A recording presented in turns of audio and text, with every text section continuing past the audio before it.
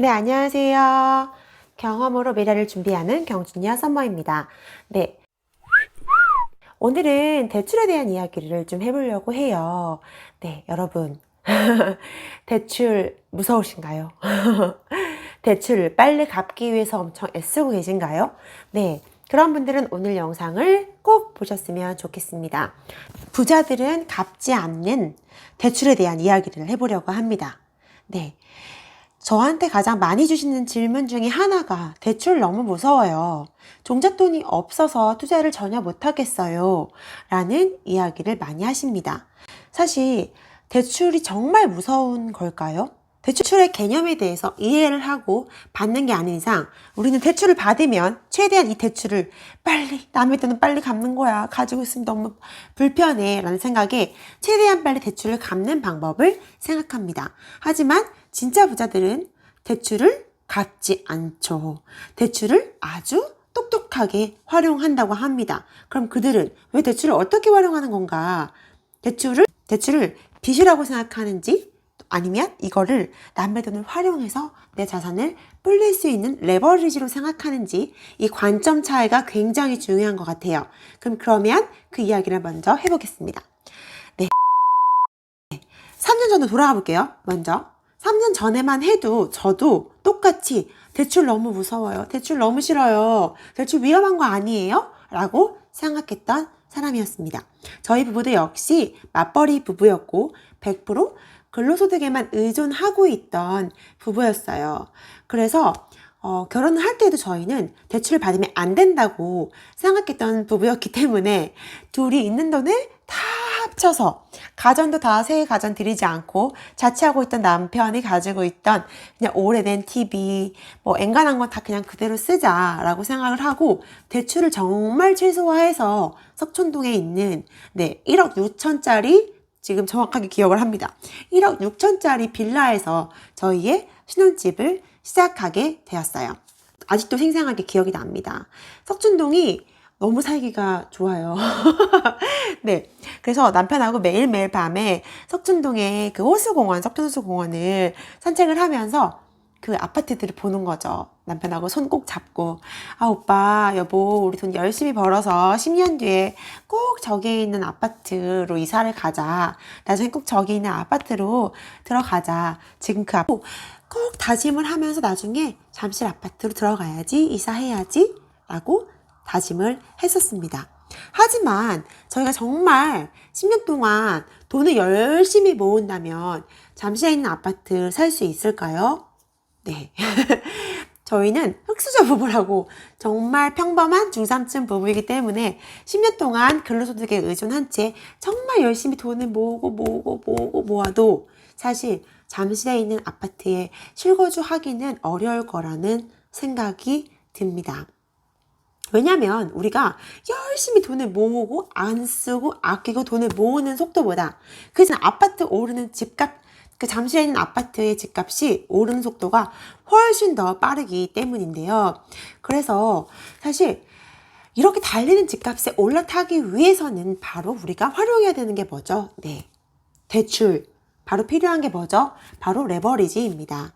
그러면 레버리지가 무분별하게 사용했을 때 위험한 것이지 정말 대출 자체가 위험한 것인지 지금부터 한번 같이 생각해 볼게요. 네. 부동산 공부를 시작하면서 대출에 대한 두려움, 이거에 대한 고정관념을 깨지 않는다면 사실 제대로 시작하기 굉장히 어렵다고 생각이 듭니다. 그래서 내 집을 마련해야겠다. 투자를 시작해야겠다. 부동산 공부를 해야겠다라고 생각을 하신다면 첫 번째로 깨야 될 것이 바로 대출과 고정관념에 대한 생각, 되는 것이라고 생각이 됩니다. 제가 부동산 공부를 시작하고 2년 만에 총자산이 10배 이상 증가했다라는 인터뷰를 다른 채널에서 한 적이 있는데요. 여기서 총자산과 순자산에 대한 이야기를 좀 여러분들께 드리고 싶어요. 총자산은 부채를 포함한 전체 자산을 이야기하고 순자산은 저의 전체 자산에서 부채를 뺀 정말 순수한 나의 자산을 이야기합니다. 제가 이 총자산과 순자산에 대한 개념을 말씀드리고 싶은 이유는 바로 이거예요. 제가 부동산 공부를 시작하고 부동산 투자를 하기 전에는 저의 총 자산과 순 자산이 크기가 똑같았어요. 대출을 들여왔기 때문에 대출을 최소한으로 받아서 이 두 개가 대출을 포함을 하든 제외를 하든 거의 자산의 크기가 비슷했던 것이지요. 대출 최소화했지만 그만큼 자산을 담기 위한 그릇도 작았다는 것을 의미합니다. 하지만 투자를 시작하고 나서는 이 대출이라는 개념, 부채가 있기 때문에 대출 플러스 자산이기 때문에 이 총자산의 크기가 커진 거죠. 그래서 이 순자산 당연히 부채를 뺀 거기 때문에 총자산보다 작아질 수밖에 없지만 이 전체 담을 수 있는 그릇이 커졌기 때문에 이 큰 그릇 안에 순자산을 차곡차곡 쌓아가고 있다고 생각을 합니다. 대출이 적고 순자산도 적고 총자산도 적으면 이 그릇 자체가 너무 작기 때문에 더 담고 싶어도 담을 수가 없는 거였거든요. 그래서 그렇기 때문에 이 그릇의 크기를 키우는 게 굉장히 중요하다고 생각이 듭니다. 바로 대출이라는 레버리지에 대한 고정관념을 깨는 것, 그것이 빠르게 이 그릇을 채우는 방법이라고 생각을 합니다. 그러면 여기서 무조건 대출을 최대한 많이 받으세요 라고 이야기하는 걸까요? 아니죠. 내가 감당할 수 있는 대출의 크기가 어느 정도인지를 먼저 확인하는 것이 필요합니다. 제가 3년 전에 대출에 대한 선입견과 고정관념을 가지고 있을 때는 대출은 무조건 안 돼. 무서운 거야. 파산하면 어떡해. 위험한 거야. 라고 생각을 했는데 정말 그게 근거가 있는 두려움이었느냐를 생각해 보는 거죠. 그러면 막연한 나의 대출에 대한 두려움을 깨는 방법이 무엇이냐? 바로 객관적인 수치로 해보는 것입니다. 만약에 이를테면 대출의 이자가 3%대다라고 가정을 해볼게요. 그러면 1년에 내가 1억을 빌리면 3%라고 하면 이자가 300만 원이 되는 것이고요. 이를 12개월로 나누면 월 이자가 얼마일까요? 대략 한 25만 원 정도 됩니다. 25만 원이 나한테 감당할 수 없는 크기의 부담이 되는 것이냐 아니냐는 사람에 따라 다를 것 같아요. 이를테면 4인 가족인데 외식을 우리는 엄청 자주 하는 가족이야. 그러면 4인 가족이 한 번 외식할 때 5만 원씩 들면 나는 5번의 외식만 참으면 이자 25만 원에 감당할 수 있다. 그리고 내가 예쁜 옷 사고 싶은 거를 7만 원짜리 옷을 산다. 그러면 옷 사는 거를 3번만 딱 참으면 돼. 그러면 25만 원이 된다. 사람마다 기준점은 다르겠지만 내가 감당할 수 있는 수준의 레버리지, 대출 이자를 계산을 해보는 거예요. 그게 내가 이렇게 생각하면은 내가 막연하게 대출에 대해서 두려웠는지 아니면 이게 내가 감당할 수 있는 수준의 이자인지를 생각해 보실 수 있습니다. 저희가 16평짜리 17평짜리 석촌동의 빌라에서 처음에 이사를 하게 됐을 때 34평의 아파트 전세로 이사를 오게 됐어요. 그 당시 저희는 34평으로 갈 생각이 전혀 없었거든요.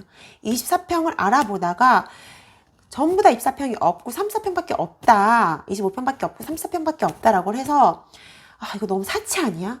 그럼 대출 더 받아야 되는데 이거 아닌 것 같아 라고 막연하게 아닌 것 같아 라고 생각을 했던 거를 바꿨던 게 바로 이걸 객관적으로 수치화하는 거였어요. 그러면 우리가 얼마가 더 필요해? 그럼 이거를 역으로 계산하면 한 달에 이자를 14만 원씩 더 내는 거야. 그러면 우리의 삶의 퀄리티가 올라가고 14만 원이 그렇게까지 우리가 다른 걸 줄였을 때 그렇게까지 부담이 되지 않는 돈이라고 하면 투자할 만한 가치가 있다라고 생각해서 34평의 아파트 전세 이사를 하게 됐어요. 하지만 이렇게 객관적으로 수치화하지 않으면 나는 영원히 나 대출 싫어 막 그냥 막연하게 대출 싫어 안 받을 거야. 그러면 내 이사를 할 수가 없었다고 생각이 들어요. 처음에 투자도 전셋집에 이사 갈 때도 다 똑같았던 것 같습니다. 그렇기 때문에 대출에 대해서 막연히 두려워하지 마시고 내가 감당할 수 있는 수준의 이자가 얼마가 될지 월 얼마까지 대출을 받아도 될 것 같아 라고 계산을 해서 그거를 종잣돈으로 활용을 해서 투자를 하는 거죠. 그럼 대출을 받았다. 그럼 막 빨리 갚아야 될까요? 아니요. 네, 저는 사실 원금 상환을 하지 않아도 되는 조건이면 원금 상환하지 않고 최대한 대출 이자만 내면서 대출을 이어나가고 있는데요. 이게 부담스럽지 않은 수준에서 이거를 활용을 하면서 계속 경적으로 조금 더 빠르게 순자산에 물을 채워서 이 그릇을 키우고 있습니다. 네. 사실 우리가 열심히 모아도 굉장히 안타까운 현실은 노후에 대한 대비가 되지 않는다고 생각을 해요. 그러면 어떻게 할 수 있느냐? 내가 가지고 있는 것만으로 할 수가 없으면 내가 활용할 수 있는 자원을 똑똑하게 활용하는 방법이 필요합니다. 그것이 대출이란 레버리지가 될 것 같고요. 이 레버리지를 무분별하게 막 무리되게 사용하라는 것이 아니라 내가 감당할 수 있는, 계산할 수 있는 이자를 확인해보고 똑똑하게 활용해서 조금 더 빠르게 집값이 오르는데 올라타셔야 된다고 생각을 해요. 네. 그래서 사실 경제적 자유라는 것이 무엇인지 이 기준점은 사람마다 다르겠죠. 하지만 확실한 거는 내 노후가 두렵지는 않아야 되는 거. 내 노후를 내가 준비해야 되는 거. 아무도 나를 책임져주지 않는다는 거. 그렇다면 내가 활용할 수 있는 자원을 똑똑하게 활용해야 된다는 것을 꼭 말씀드리고 싶었습니다. 네.